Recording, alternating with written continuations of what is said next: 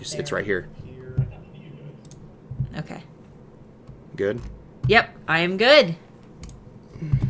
Let's do it.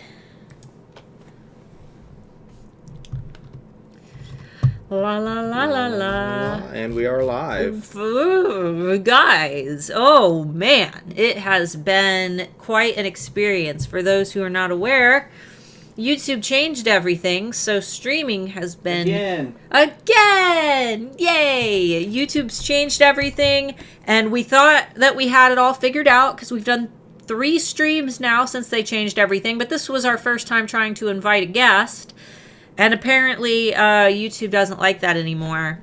So we had to use some third-party software, and it's just been a pain. But for everybody who's joining us, we're going to hang out for the first few minutes, wait for everybody to get online, and we are joined today. Hope everyone's well.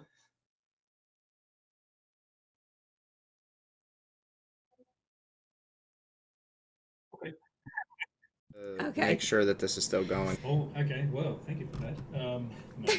No, our stream died. Our stream died? No? We're good. It's good now. It's going. Okay. We'll figure this out eventually. And if you notice that the stream starts acting screwy, just type in the chat. We have Nate hiding in the corner over here. You can kind of... There he is. No, he's actually just really small, and he's sitting on Mark's shoulder. So he will let us know. And getting phone calls. While live. All right, guys, so there's some important links down below in the video description. The first link is to the official video that Etsy released about their Etsy ads platform update. That video is about 2 minutes long. I sent that in an email today, so be sure to watch that after this video if you want to hear everything directly from Etsy. Also down there, you're going to find a link to Renee Christine's super duper exclusive top secret opt-in page for some new products that she'll be releasing September 2nd. She's not going to be posting these on social media. They're only going to be available to those who sign up via email because she's keeping this really limited. So if that's something that you're interested in, even though we don't know what the products are, if you want to at least know what they are when they release, you have to sign up for that. So that will be down below with the little lollipop link. And there's going to be a little announcement at the end of this stream. Anthony has a new tool to share with us. So I won't spill what that's about. That link will be down below too. But let's wait until Anthony tells us a little bit more about it before you start diving into that. And then you'll be able to find that link in the video description. It is 11:59. Anthony, we have an exciting topic today. We're talking about the Etsy ads platform, which I didn't know was such a big deal until I think I saw your group and everybody comment. Yeah, absolutely. So what we've seen is Etsy turn things upside down a little bit. A lot of people are a little freaked out right now. I think it's a little bit too soon to hit the panic button, but they've made this Etsy ad platform, in their own words, a lot easier for people. They're taking away all the hard work managing your advertising campaign. So that's great if you're, in my opinion, just starting to dabble with advertising and not quite sure what to do. You just sort of tell it how many bucks you want to spend a day, and that's it. Sounds nice and simple at a 101 sort of level. But what I've discovered, especially last night when we had an ad hoc Q&A, was that that's all fine and dandy if maybe 5% of your revenue comes from promoted listings.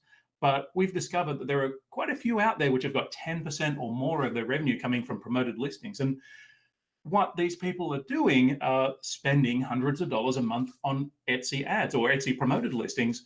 Now, with all this simplicity being the talk of the town at the moment with Etsy ads, what's happened is a lot of control has been taken away. So things where you could set individual bids on listings, they're gone. A lot of visibility into the reports and what has worked well in the past has gone. I think that's temporary. I think that, to me, it feels like it's a little bit rushed out the door. I think that a lot of stuff is still yet to come. They just haven't talked about that yet. That's my hope, at least, because to me, when you take away controls, that undermines those core elements that make search advertising amazing. So My hope is that this is just part one, and we're going to see part two very, very shortly. And they've kept it really quiet and secret from us. But right now, a lot of people are alarmed by losing that control. So that's the long and the short of it. My question is, and I know that the alphas are wondering this. Can you maybe explain how these alphas know whether or not? Because you said these sellers who 10% of their sales are coming from their promoted listings. How might someone who sells on Etsy find this information where maybe they're new and they just have no idea? Like, where are my sales coming from? How do they know where those sales are actually coming from, and if they are in that, that 10%? Yeah. So really what you've got to look at is your well, let me start back. I don't think there's an easy way to do this right now. But what I would be doing is I'd be looking at my overall revenue numbers and then going into the marketing section in your Etsy dashboard and looking at the promoted listings area to see how much you were making. I'd drill down while you still can on the revenue you made last month from promoted listings, and then I'd compare that to your overall shop revenue. You can get that from your stats. I think that's an easy way, or one way to do it. It's probably a more easier way to do that, but that's what I would be doing. Go into last month's, or if you've been doing this for a long time, go into the whole year or last year's revenue report from promoted listings. Take that number, then look at your overall sales for last year, and then divide one by the other. So yeah, I was really surprised again to see how many people were making 10% or more of their revenue from promoted listings. From what I understand and what I saw on Pam's channel, once you click this button, there's no going back. You can't go back to old promoted listings, correct? So I guess what I want to know is, do you think that they'll still be able to access that old data once they make that button, or should they go do this first and then click the button if they are interested in making that switch? So what I've seen right now, and I've checked in with Pam, who's been the guinea pig for a lot of people here. It looks like as soon as you make that switch, a lot of that data is disappearing. So the transparency is gone. I think that's temporary, but from what I've learned, so far you get the last 30 days or you get the last year. And if you are a power user that really likes to have control and you want to know which listings to promote, which ones to leave alone, you want more information than that. So my suggestion for everyone is, before you flick that switch or click that button, get in there, download as much historical data as you can, because we don't know when it's going to come back. I'm pretty sure Etsy will bring it back. I'm pretty sure my mind isn't playing tricks with me. I think Etsy have said it's coming back. But just in case it takes several months, go and grab that data now. Go and have a look at what happened in September, October, November, and December, because that's just around the corner. So you want to get any lessons from last year, this time last year, and make sure you've got those in your back pocket. Because if Etsy don't come through with their updated reports, what are you going to do? You're going to be resorting back to guesswork. So if you've been running promoted listings for over a year now, get in there, try and grab as much data at a high level, just so you've got some benchmark with things like your return on investment, your click-through rates, and things like that. But also get into the listing level, figure out which listings were selling really well, dig in, find out what keywords were working well for you as well, because there's good SEO knowledge that you can grab from your promoted listings reports and apply them to your listings for those organic search results. So get as much as you can. And the other bit is, if you have other times of the year where you do really well, say, for example, if you sell jewelry, Mother's Day is going to be a huge time of year for you as well. So grab that data as well, because that could be really important for you if we don't have visibility into this anymore. And I know it's really tedious because you're going to have to be taking screenshots. So, good luck with that. But what I would do, what I recommend there is that you get a good folder structure going. And if you're going to take screenshots from October last year, create a folder for October and put all your October data in there and things like that, just so you've got a little bit more organization until such time as Etsy start bringing all that information back. So, okay, so here's one more question, and then I promise I'll let you actually dive into what this is for everybody who still is like, what are they even talking about? what about all the sellers who are just like, well, I don't like any of that. I'm just not going to push the button. Because I've seen a lot of those too. They're like, well, I just won't push it. That's fine as well, because chances are that you're never advertising, or you've got a daily budget that's so low, you're probably not feeling any impact there. If that's you, that's fine. This doesn't mean you can't still do all your SEO work and your usual marketing tactics. This is just one avenue. Admittedly, it's a very important avenue, especially for power sellers. We had one chap last night that we were chatting to who had half of his revenue coming through promoted listings. He is an absolute power user there. He spends, I can't remember, but it's a truckload each month. Yeah, Joshua. Yes. Yeah. So, that's an example where I think Joshua is more an edge case, one of those exceptions. So, in that situation, if you're a power user like that, you need to collect data. You still need to test this stuff because it's vital that you have this money. It's like you're doubling your business. But I would be collecting as much data moving forward, obviously having that historical information as well, running some comparisons. And once you see something that looks not good, get in contact with Etsy. I mean, you can tell me about it. That's nice for me to know. But the most influence you can have with Etsy is getting into that feedback channel of theirs, giving them data. This is before, this is after. I've been running this for a month now, and this is the result. And if the news is not good and there's enough of this feedback coming through to Etsy, they have to do something about it, right? They are a data and feedback driven sort of company. So they look at the data, they look at the feedback, and they do listen. Sometimes I really wish they'd listen a little bit closer to what we've got to say. But that's what I'd be doing in that situation. Now,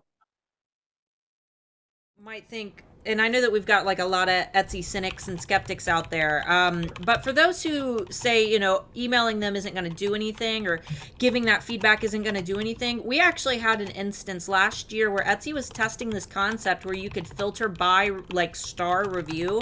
You could choose to only see 1-star reviews left by buyers, and a bunch of the alphas, prompted by me, we all went and we messaged Etsy and we said, the reason that this does not work is because sellers evolve and progress over time. So to be able to go back to these backlogged old reviews that might be 1 star from years ago, where a seller has learned and improved, I don't think that we all said that we didn't think that was beneficial to the platform and to growth, when these sellers may have had newbie mistakes that they've moved past, and that those reviews shouldn't influence them now. But enough of us messaged Etsy that they removed this feature. You don't see it anymore. So when enough people voice concerns, Etsy does listen. So make sure that if you do notice any inconsistencies, or if you do notice, that your sales completely drop off the face of the earth and you're not making any ad sales anymore after all of this fully takes into effect, especially around the holidays, this is the time to speak up. And I don't want anybody to jump the gun and say, well, I haven't been making Etsy sales, for the last 2 months, because none of us have. It's summer. Nobody makes sales this time of year. It's normal. I've been doing this for 7 years now. This happens every year. And I'm sure Anthony knows just as well as I do that every year, just as many sellers pop into the groups and they say, Etsy must have changed something because I'm not making any sales. That's just the nature of summer. People are out having fun. People aren't shopping. So I'm going to go help him out to switch this over. Just click the window you want, click this, and then click out of it. Okay. We have some coffee being delivered. All right, Anthony, I'm going to go ahead and turn it over to you if you would like to, as soon as I figure out. oh yeah, okay, yeah.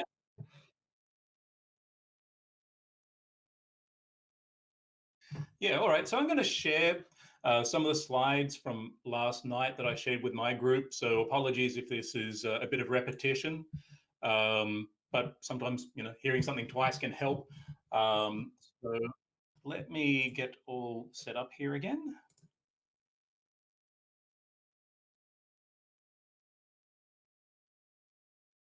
They deliver.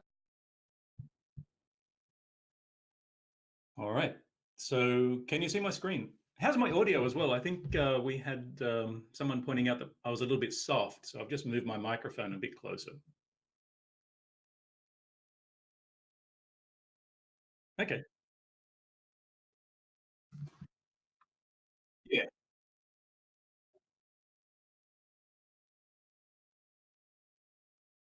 Yep.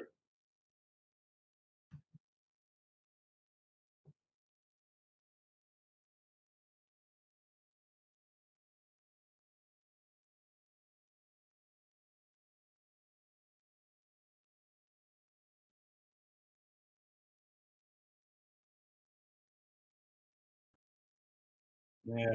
Okay. Okay. Yeah. I'm seeing it in my screen here. It seems legible, so I'll just try and blow it up a little bit, just so that. Okay. Yeah. I did a bit that way. All right. Hopefully this is readable for everyone. So, you know, the thing I have been recommending people do is really four things here, or five things really. But right now, I think really gather as much historical data as you can. I've already hinted at that. Oh, hinted. I was very clear about that. I hope. So get as much historical data as you can. You want to be able to have this sort of benchmark information. You want to know how you were doing compared to this time last year or last month. So get as much historical data as you can, because when you click that button, a lot of information disappears. It should come back, but right now it's disappearing. So get as much historical data as you can, especially around your peak selling season. So if it's Christmas and holiday season, get that. If it's Mother's Day, get data from there, just in case. The next thing I really think people need to worry about and deal with right away is figure out how much you can afford to spend per order.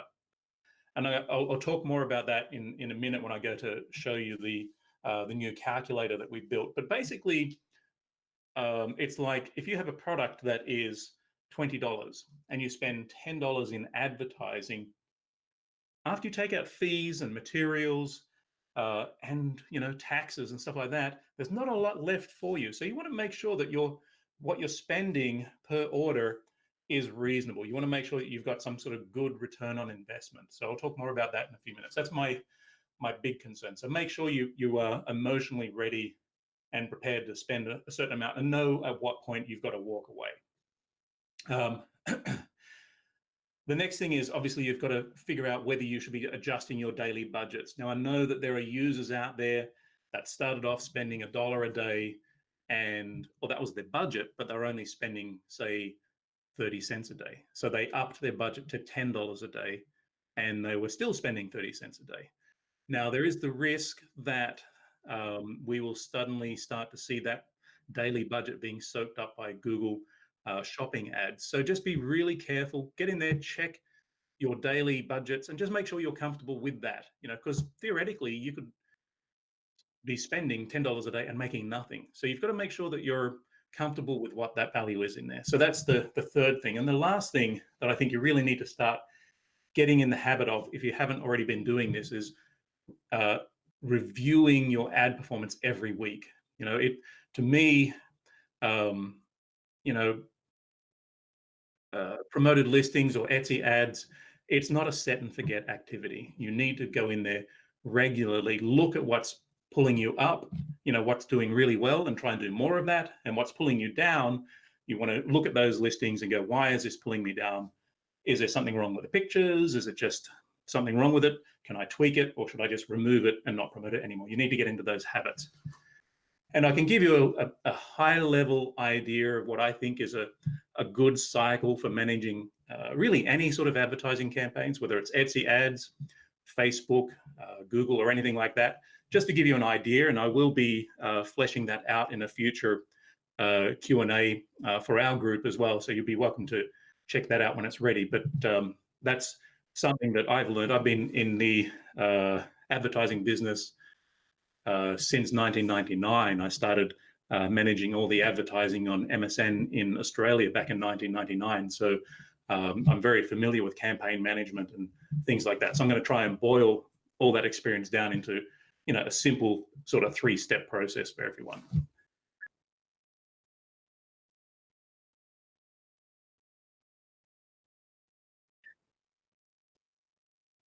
I think they've become more complicated. And the reason for that is because of search advertising. So back in the day, we were managing banner campaigns, and they were very simple. You just wanted to have so many impressions. And as people were spending money and going, I'm not seeing my business improve, accountability started to kick in. And people said, well, if I'm going to keep spending money on advertising on the internet, I want to know that I'm getting people to my site and buying my products and so forth. So for that reason, it's got more complicated. And that I think is terrific, because it means that you have advertising platforms that allow you to have more control. And when I see announcements like this where you have less control, I get worried. So, that's the thing. But for the most part, it's gotten more complicated, but the tools have got so much better. If you've used Google AdWords, you'll know that there are so many parameters in there where you can specify who gets to see that ad, when they get to see it, what keywords your ads get shown on, and what keywords your ads do not get shown on. And that last one is really important. It's a big gap. We actually have a good question, and I want to quickly say, and can they? And that goes both ways. They will not be able to hear him while our screen is up. Oh, well, crud. All right, so we'll switch it over to him right when we read the question. Grandma in the box wants to know, where I'm confused, if my budget is set to $1 a day, does that mean I shouldn't be paying for $30 to $31 a month, or is this $1 a day per item I have promoted? Okay, you switch back to me. Okay, so a dollar. I'm not quite sure I'm understanding the question, but I'll try and answer what I think is being asked there. So if you've got a budget of $1 a day, that is how much Etsy will bill you for at most, depending on how many clicks you get. So if you don't get enough clicks, you may get billed for 50 cents for the day or something like that, but it should not go over $1 a day. So theoretically, the maximum amount you will spend for a month will be $30 or $31, depending on how many days of the month. So that, I hope, answers the question there. It sounds like it. She also Yeah, that's an interesting one, because it should stop out. Now, it may be that you're paying $1.10 because that last click just put you over the limit. I really don't know there, but if that's a consistent thing and it's going over by a lot, I think that's a good question that you should be putting back to Etsy, because cost management is very important to people, especially sellers that are just starting out and don't have a lot of disposable income. All right. Well, we'll go ahead and let questions wait until after we've gotten through a few more slides. So if you guys have questions, kind of just hold on to them. Don't type them in the chat, because we might lose them. There's a lot of you guys here today. Just save them, maybe type them, but then copy them and then paste them when we actually accept some questions. That way we can make a little bit of progress here. All right, Anthony, I'm going to turn it back over to you. All right, so that were the 4 things I think you need to do right now. And there's a 5th one that I think a lot of people may want to consider in about a month from now. And that is, you're going to be looking back at your stats and going, this isn't working for me. So, you've got a couple of options. You can go and vent in the Facebook groups and, blast Etsy. That's not really going to help anyone. It's just going to irritate other people.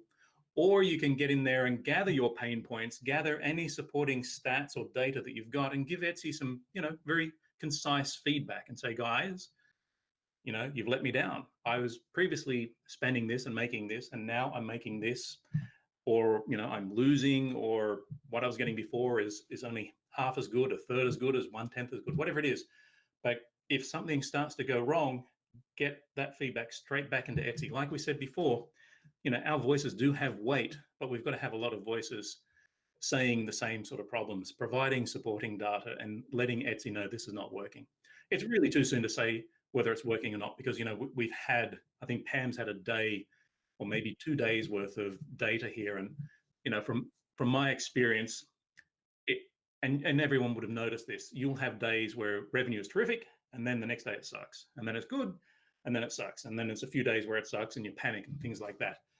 You really need to be looking at longer periods of time before you reach conclusions. So I like to look every week at how things are performing, because it starts to smooth out that line and you can get a sense of what's working and what's not working. So that's my 5th point there. My wife did have another point, which is that she has gone in and looked at all the listings that she was promoting over the last year.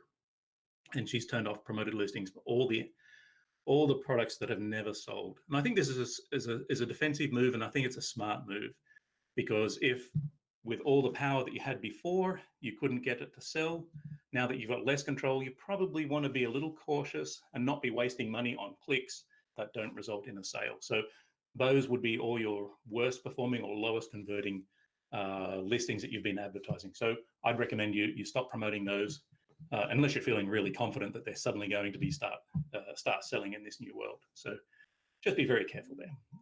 All right, I'll move on to the next slide. So you know, I'm not going to really dump on Etsy, because I love Etsy. At the end of the day, you know, 100% of our household income comes in thanks to Etsy. So I really want them to be strong. But at the same time, you know, they've got to look after sellers. So, you know, I think in their heart, they're making it easier for beginners, the 101 type folk out there. And that, I think, would be most people.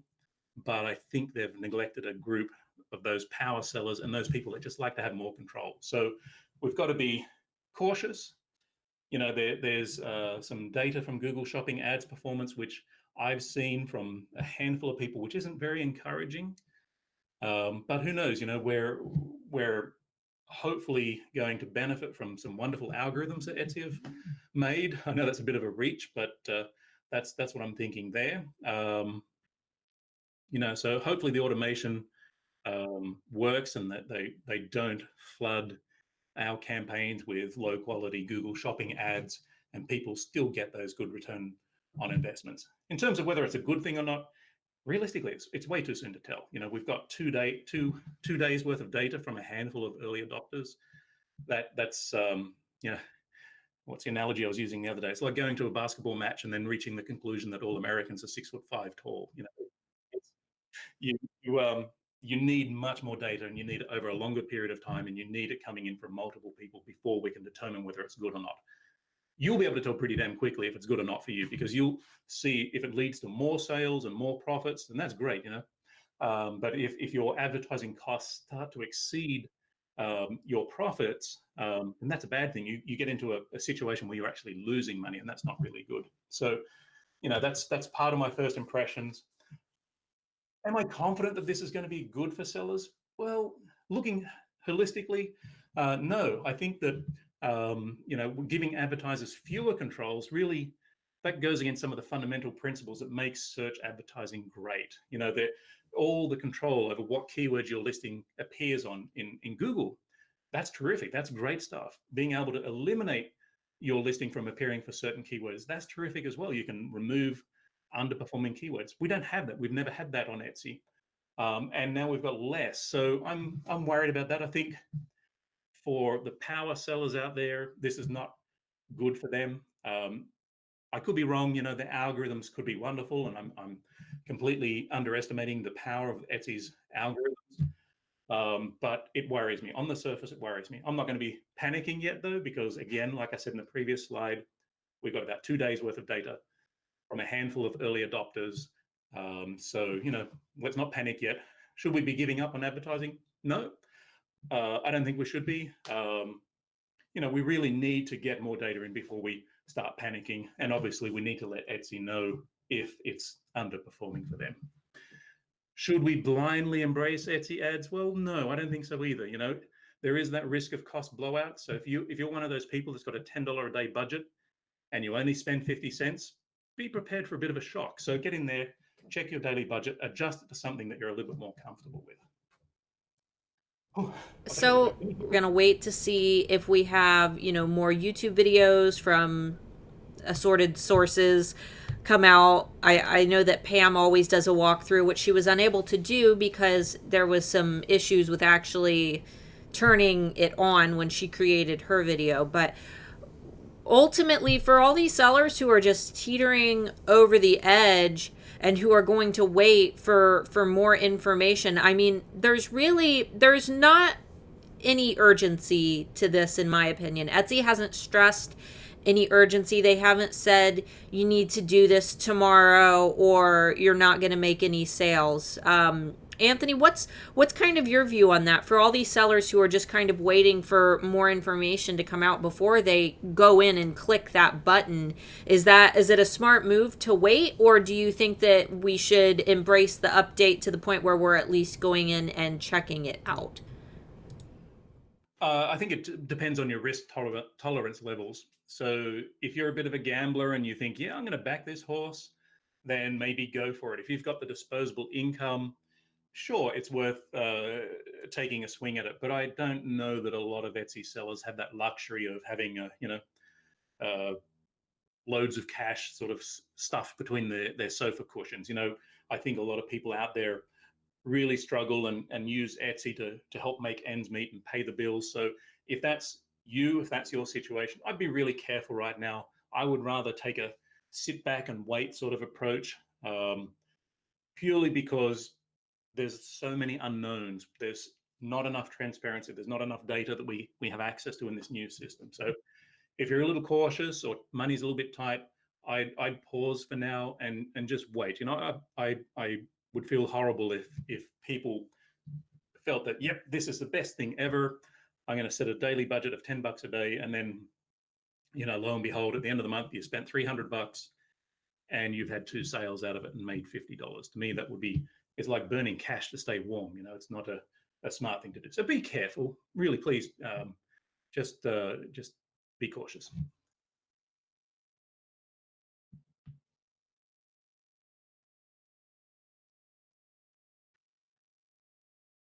Let me do a little switcheroo here. Oop, I keep forgetting. There we go. So we did have one comment from Catherine Dre. She said this is basically an anti-purple cow strategy, and I saw Pam. Pam doesn't. She's never heard of that. Basically, the purple cow of the industry, and this came from Seth Godin.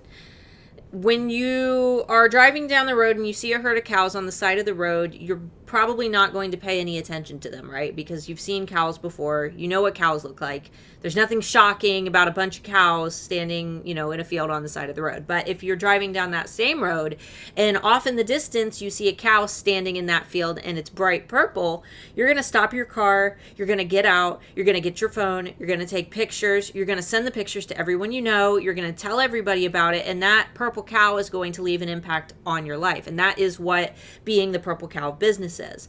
So what Catherine has said is that basically this is an anti-purple cow strategy. I don't necessarily feel that way, though, because there are a lot of different ways to be the purple cow.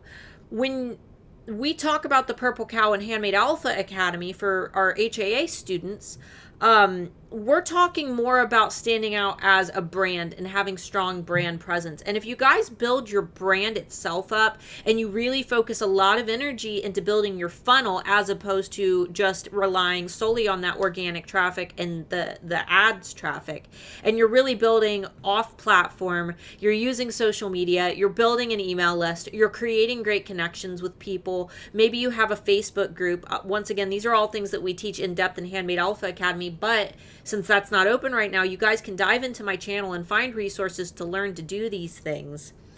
It's going to help you become the purple cow of your industry without the necessity to stress over the organic traffic that comes from solely just Etsy. So don't freak out so much about not standing out in the marketplace. You can stand out in a lot of different ways, but my recommendation is to make sure that you're doing a little bit of work and not just casting your line out and hoping that you catch a fish. You want to make sure that you're casting out a big net that spans over multiple platforms so that you can attract the people who genuinely take interest in your product. And then once you have them, you're able to capture them and keep them. So this isn't one of those cases where you're just catching a fish and releasing it back to swim who knows how far away. You're actually capturing this fish and you're putting it in a tank and you're keeping it there. That, for example, this is a great way to think of an email list where you're capturing that fish and you're putting it in the tank. That means that you can market to these people over and over again. So for everybody who's freaking out about it, I'm not. I run an Etsy shop. I'm not afraid about this particular change simply because most of my sales come from the advertising efforts that I do off platform. And those efforts are so much less stressful because you are in control of them. Whereas with Etsy, when they make a change, it is 100% up to the discretion of Etsy whether or not, how they really take this feedback and use it and apply it and mold the platform. So there's my little rant. We'll go ahead and switch it back over to Anthony. Okay, all right, thanks, Mark. So, when I hear you saying that, Starla, you're describing things like growth hacking, where you're looking at different avenues to grow your business. And one of the things that I recommended last night to our group was focus on educating yourself. This education element is really important. So you need to keep an eye on the Etsy announcements, because you know what? I think this is version 1. I think they've missed out on they've missed out on supporting those power sellers. So my head's telling me something else is going to come. So keep an eye on those Etsy announcements. Don't panic. And keep in mind, there are so many other avenues that you've got to explore here. So you talked about email, there's blogs, you could have your own website. So get in there and research other platforms as well. So if you still want to advertise and Etsy ads isn't working for you, or you're a bit hesitant, change gears for a little bit. Learn about Google ads or Google shopping ads, because they've got great control. Explore Facebook ads or Bing or other alternatives as well. It's all part of the growth hacking. Put a little bit of money in, set up some campaigns, test it, see how it goes, and then report back to yourself and go, did that really work? Were Facebook ads better than Google ads, or were shopping ads better than Bing ads, or whatever it is? Figure out what works well for you, and then if something works well, do a little bit more. But educate yourself. Really read what others have got to say. Be a little bit careful about some of the doomsayers that are out there. There's some negative Nellies out there which are saying every time Etsy make an announcement, this is the end of Etsy. Everyone's going to leave and they're going to go off to Amazon Handmade and things like that. So just be a bit careful about those. It's easy to get caught up in that sort of negative energy. That's not really going to help you, make more money and put food on the table. So try not to embrace that too much and just listen, directly what Etsy and other marketing or advertising platforms have got to say. So I've got a few links in here. There's a link to the Etsy ads and the Google shopping ads, so you can read more about that. A lovely Pam Duffy's got a couple of videos on YouTube right now on Etsy ads as well. So if you haven't seen those already, do check them out, because they're pretty good videos. And Pam's pretty awesome at just basically being the guinea pig for everyone and letting us know what's going on there. So that's the education part I wanted to share there. Yeah.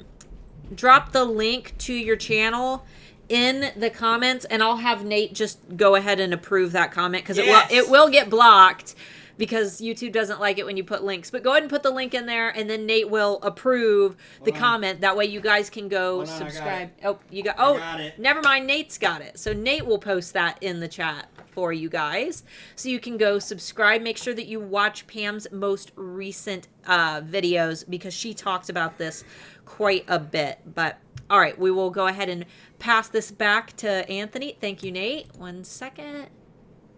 Pass the torch. All right, I'm on. Okay, so I talked earlier about gathering data. So a few people are going, what sort of data is that? So if you can see on the top right here, I've got a sample from my wife's shop where it is historical data that, for I think it's for about a year. So you want to get your graphs in there so you can sort of see when the ups and downs are. You can also see there's been a bit of a down recently, and I think that's Etsy doing the usual changes in line with the Etsy ads. She hasn't embraced Etsy ads yet, by the way. So get your graphs, because you like to sort of know when the highs and lows are.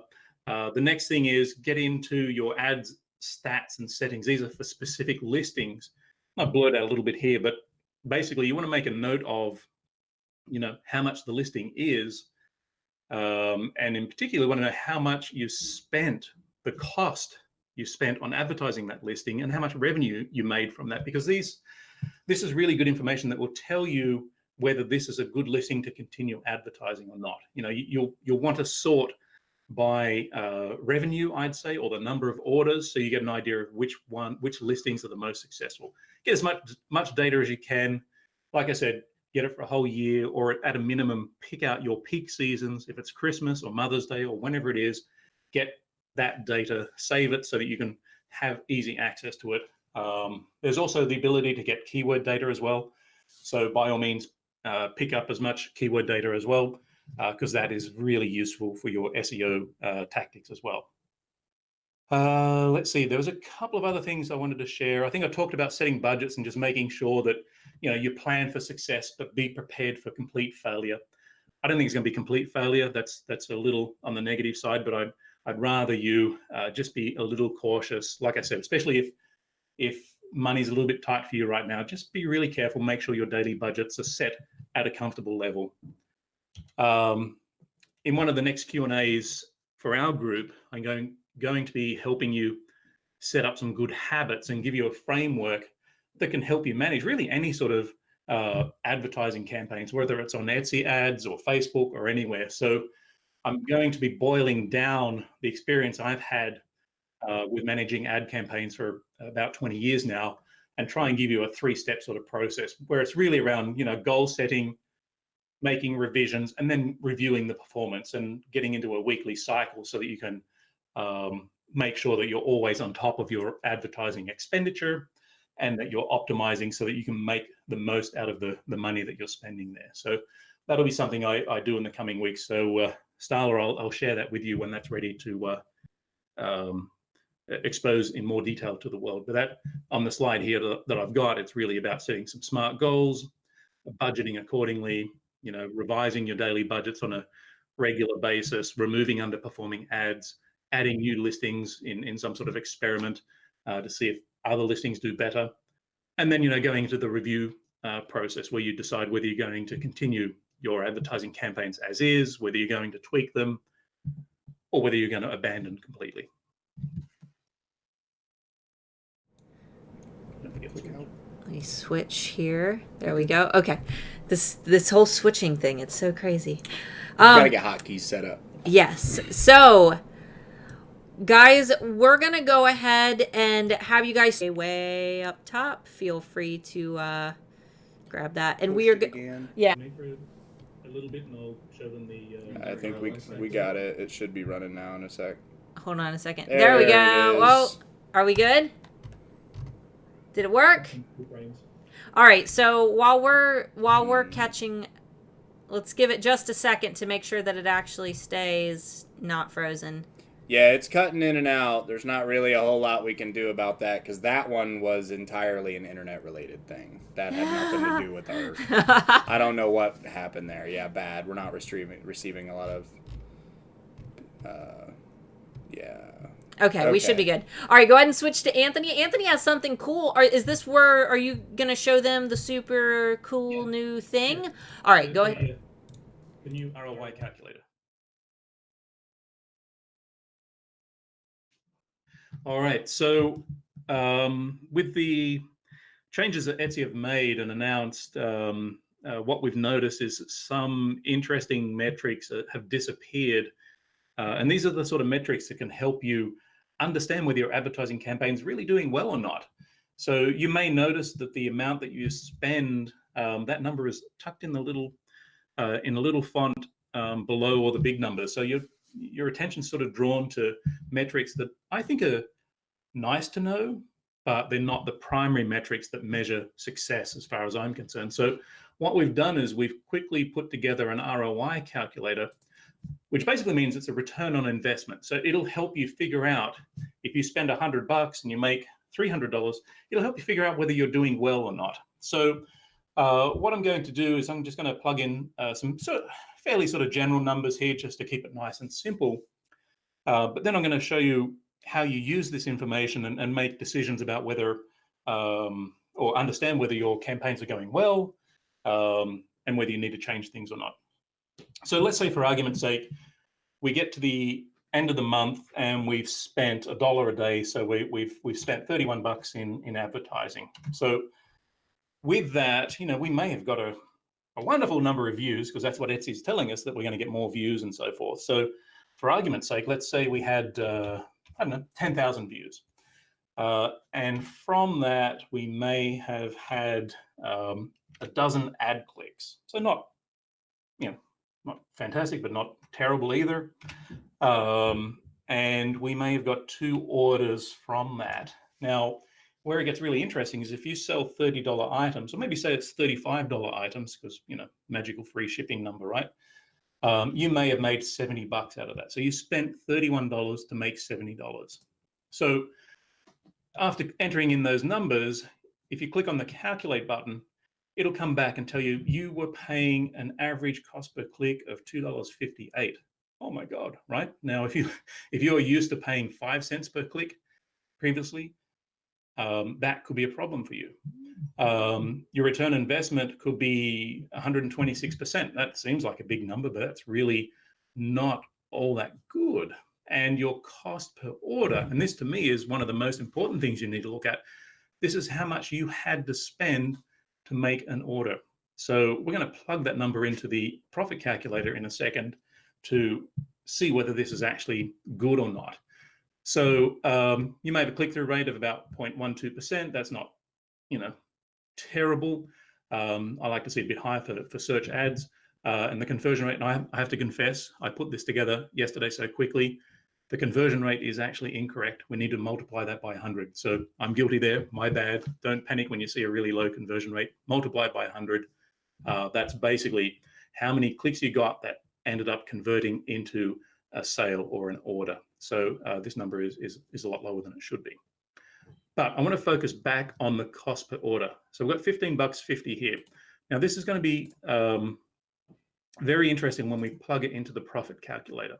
So if I go into here and just paste it right in like so, $15.50 into my Etsy ads, because that's how much it cost me to get an order for this specific product. Now I'm going to go back up here. Like I said earlier, it's a $35 item. I'm offering free shipping now because Etsy tell me to do that. I may be trying to drum up business and, for argument's sake, there's a 10% off coupon that's out there. So worst case scenario, someone finds that coupon and I've got to apply that there. So the customer's not paying $35, they're paying $35 less 10% on there. So that's what I'm doing here. Now, I'm going into the other costs, and sometimes you forget about these costs. So it's important to remember these are real costs for you as well. So if you've got a helper, you may be paying them, I don't know what the standard rate is around here, but it could be $10 an hour, $15 an hour, whatever it is, you might want to put it in there. In my case, I imagine that I'm going to be like a lot of people out there. I just do everything myself. So I'm just going to put labor, zero cost here. It's all my own personal labor. But I've got real material costs. So maybe I've got $12 in supplies. Maybe it's silver or cardboard or paints or whatever it is, right? Put that in there. Shipping costs. Just because you're not charging the customer anything doesn't mean you don't have shipping costs in there. So maybe, for argument's sake, it's $3.50. I'm going to leave the renewing at 0 because I feel like that's not a great tactic in there. Now I'm going to hit the calculate button and let's have a look at what the profit was. Holy crap. I lost money on this exercise here. So really, please be very careful how much your cost per order is.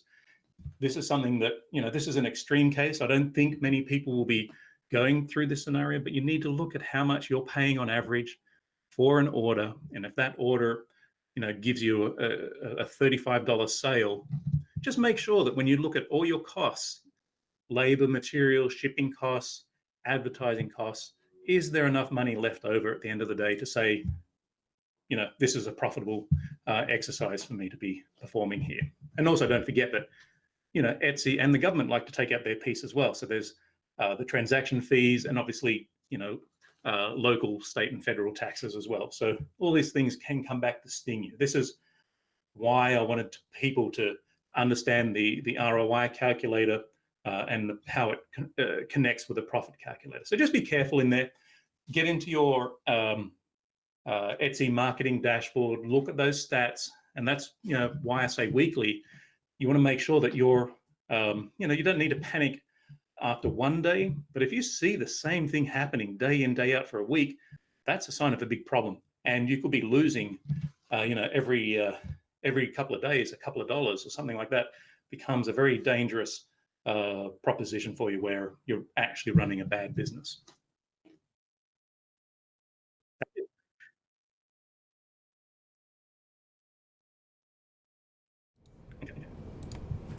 All right, we are switched back over. If you guys hear some weird like screaming, it's our cat. He again, and she's yelling in the background. Um, all right, guys. So we've had a couple comments about getting Pro to use this new calculator. This is not a Pro feature. You can access it right now. So make sure that you go check it out. The direct link to it is down below. And then Nate, if one more time, could you put Pam's channel in there? There were a couple people who missed it and they can't find it now. But guys, we'll go ahead and scroll through and find some questions. Just give us some like patience as we do these questions, because I'll have to ask it, switch to Anthony, make sure his audio's on so you guys can hear him, and then switch back if I need to respond to that. So it might be I appreciate you guys being patient too. Yes. While we're trying to figure out how all of this works. This is our first like interview style thing with this software, so right. We're still getting all the kinks worked out. Exactly. So let me go ahead and do a quick scroll so I can get to our questions. Let's see. Most of these are people who have just said that they lost their stream. There weren't a severe amount of questions.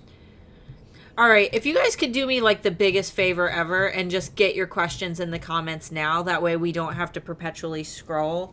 That's why we ask you guys to kind of save them until the end, because we do lose them. So go ahead and get those in. That way it doesn't take us an hour to find them. Pam's link to her channel is also located in the chat. Thank you, Nate. You guys can... You're welcome. You're welcome. You guys can find Pam's channel. She's got some great videos that cover these new Etsy ads, and I'm sure... Daily new videos. Yeah, Pam is crazy. Pam sees a Killing change, and she just immediately, she goes, she records a She video. also used her own Etsy shop as a guinea pig for some of this. So y'all should really thank her tremendously for doing a lot of the work that none of us wanted to do. Right. She sacrificed her shop for us so that we would know the best information and how this would look and what it would be like. And she does this all the time and makes these big switches and records it. That way the sellers who follow her can remain informed, which is super exciting. All right. We have our first question. Anthony, for the supply cost, should we be looking at the total cost for the period of time, say monthly? It would be tough to look at per sale cost. Okay. Am I on? All right. So you should make sure that you're using the same period for all the numbers that you're entering. So if you're looking at the stats for a month, then make sure you've got maybe if you've made 10 orders, you've got to put in the costs that correlate with those orders. I hope that makes sense. So you really got to make sure you've got an apples and apples comparison there. Right. Switching back. There we go. Looks like Della is our next one. Della right here. Della. I'm wondering about the strategy of finding keywords that work both for Etsy and Google cost per click, if possible, to work with this change.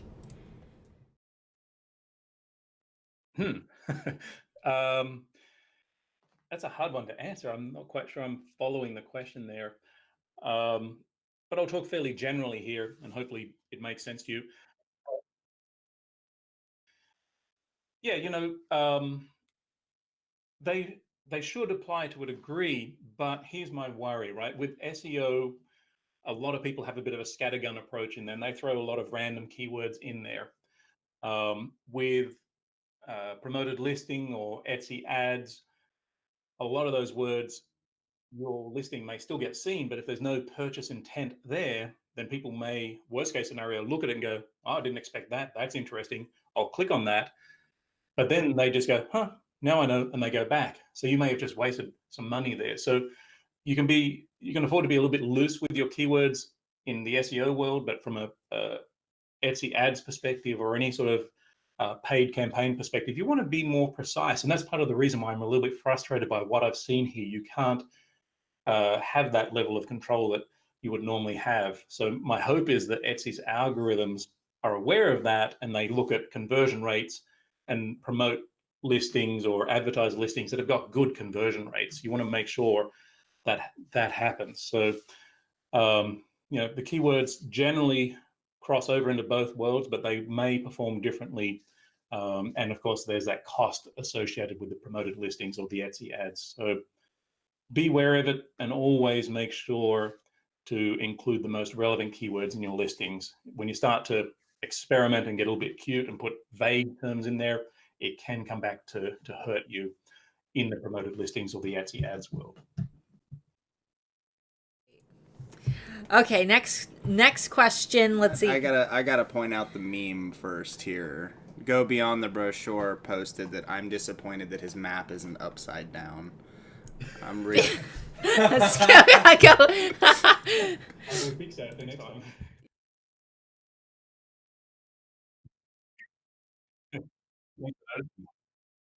I really do. Okay. That was Etsy have taken a lot of the hard work out. So I think that going from 0 to 1, that beginner stage, it could be pretty good for you. But again, like any sort of growth hacking, you want to experiment a little bit first. If you don't have huge amounts of disposable income, you just want to put, a few bucks down and say, I'm going to see what this does. I think it's definitely worth a try. But just be careful right now. It's changing. The algorithms are learning. So that's developer speak for crazy shit may happen for the next few weeks. So, just be careful. I think it's worthwhile. I think that Etsy don't do these things to undermine our businesses. I think they do it with, good intent there, but just be careful. all right. So that actually looks like all of the questions, which really puts us at a good point because we've been streaming for an hour. I think one of the things I'm noticing is people don't know what questions really to ask because this is so new, and I'm sure in a few weeks we'll have plenty of questions. So I want to quickly shout out all of the links that we have talked about today are down below, other than Pam's channel. I will edit the video description to put Pam's channel in there since we reference it so much. That way you guys can find it if you're watching the replay. But what you can also find down in the video description is the link to the new ROI calculator that is available on eRank. You do not need to be logged in for that. It is brand new. You don't need a pro membership. You can go click that link and access it right now. However, we do recommend that you join eRank even if you're just using the free membership. We are not affiliates, though we do share a worker bee. He's hiding back there somewhere. If you're not at least using the free tools by now, you're behind the curve. Yeah, there's absolutely. So make sure that you go sign up if you have not yet done that. And then the last link that I want to shout out, Renee Christine is going to be releasing some new tools. She hasn't announced what they are. She hasn't even told me what they are, but she doesn't release new programs very frequently. And all we know is that these are going to be a lot more they're going to be a lot cheaper than some of her premium like courses. So these are going to be some resources that the average Joe can just hop on and grab if they're interested in it. But we don't know what they cover yet. So if you're interested in at least seeing what those are, make sure that you sign up via the link that has the little lollipop beside it. Otherwise, you will not get access to that tool because she will not be posting it on social media. She'll only be sending a private invitation by email. So that is also down below. Anthony, thank you so much for hanging out with us, for dealing with all of the crazy comments despite the lack of information that we even have, and for sharing the new tool with us. Do you have anything that you would like to add before we're off? Look, thanks for having me on. I always get a great buzz when I get to chat with you and Mark, and Nate lurking in the background there. He's been a great helper. I did notice one last question pop in, which was from Jackie and Robert, and I did want to address this before I signed off here. Basically, they've had some good success with Google Shopping ads, which is great. I'd love to hear more about that, Jackie and Robert, because I'm always wanting to educate myself on what works and what doesn't work for people and why that happens.